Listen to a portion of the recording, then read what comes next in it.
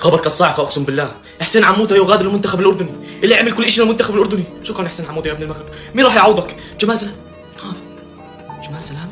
لحسين عموته ابن المغرب وفخر الصناعة المغربية، اللي رسم خارطة الكرة الأردنية بشكل أكثر من رائع، اللي وصل المنتخب الأردني لنهائي كأس آسيا لأول مرة بتاريخ المنتخب، واللي وصل للتصفيات النهائية المؤهلة لكأس العالم 2026 كمتصدر للمجموعة بعد ما استهزأوا بالمنتخب إنه ما راح يقدر يتأهل أصلا، اللي جعل من المنتخب الأردني من أفضل المنتخبات العربية. إذا ما من الله عليكم، الحسين عموته يقدم استقالته من الاتحاد الأردني لكرة القدم، والاتحاد الأردني يوافق على استقالة المدرب الحسين عموته.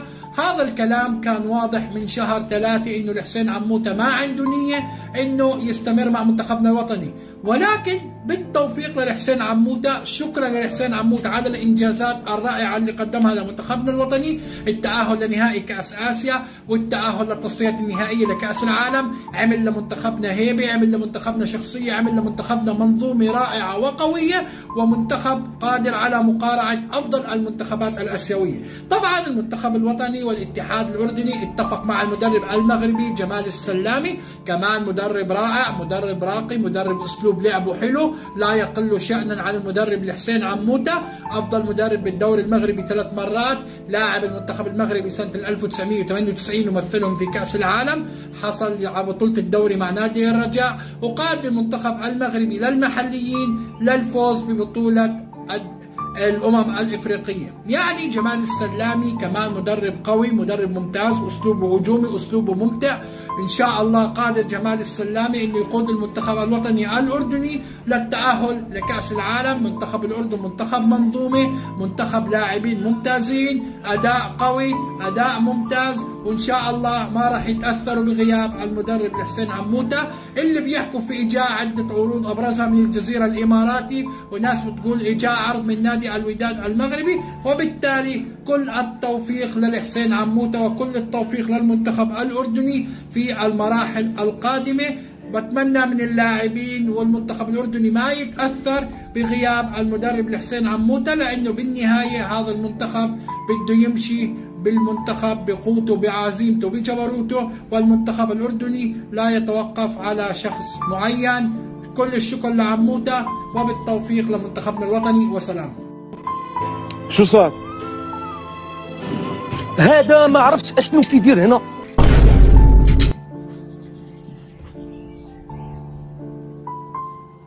هو نفسه بس لابس بيضحك علينا. لأسباب شخصية للأمانة. وقت قريت الخبر حزنت، لأنه المدرب حسين عموته من أفضل المدربين في قارة آسيا بالوقت الحالي، وصنع من منتخب النشامة منتخب قوي ويقارع أفضل المنتخبات الآسيوية. وصل معهم إلى نهائي البطولة الآسيوية وحصل على الوصافة، والآن تأهل إلى كأس آسيا 2027 مع المنتخب الأردني، ووصل معهم إلى التصفيات الآسيوية النهائية المؤهلة لكأس العالم 2026. للأمانة مدرب كان رائع وكبير، وخسارة للمنتخب الأردني، ولكن نتمنى له الأفضل في قادم المواعيد. وتم تعيين مواطنه جمال السلامي خلفا له. كل التوفيق له ولمنتخب النشامة، وإن شاء الله نتمنى لهم الأفضل جميعا. تحياتي لكم. صراحة ضربة موجعة رحيل حسين عموته عن منتخب الأردن. حسين عموته ما حدا كان متوقع يعمل هالشيء بالبداية مع منتخب الأردن، والكل ما كان مآمن بقدرات حسين عموته، لكن فاجأ الجميع بآسيا، وحاليا المنتخب وصل على الدور الثالث لتصفيات كأس العالم.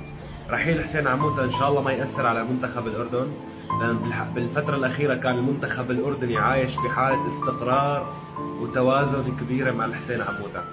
طبعا الاتحاد الأردني راح يتم على نفس الخطوة اللي كان ماشيها مع الحسين عموته، عين بديل لحسين عموته حسين سلامة، كمان مدرب مغربي، بس ما بنعرف هذا المدرب هل راح يستمر بنفس عقلية حسين عموته أو له رأي ثاني. بالتوفيق لمنتخب الأردن الشقيق. خبر كالصاعقة اقسم بالله.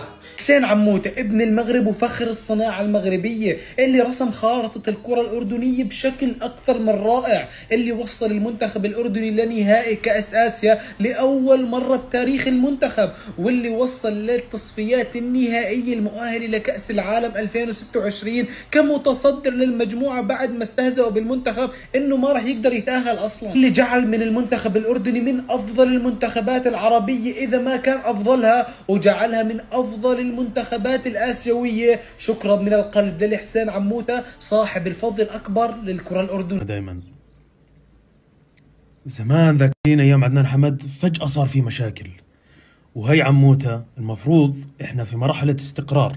انا واثق من اللعيبة، الحمد لله انه اللعيبة عندنا عقليتها صارت جدا ممتازة، مين مكان المدرب اموره تمام. بس هي الفكرة انه ليش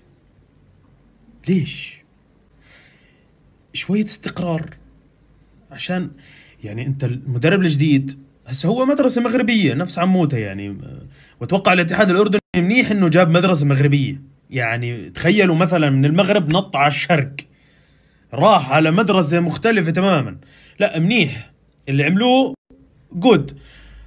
بس يا اخي ليش هيك بصير؟ والله ما يعني كله خير ان شاء الله، وان شاء الله لاعبتنا ومدربنا الجديد شو كان اسمه نسيت، بس هو مغربي، هو بيشبه عموته ترى، كوبي بيس بس مع نظارة.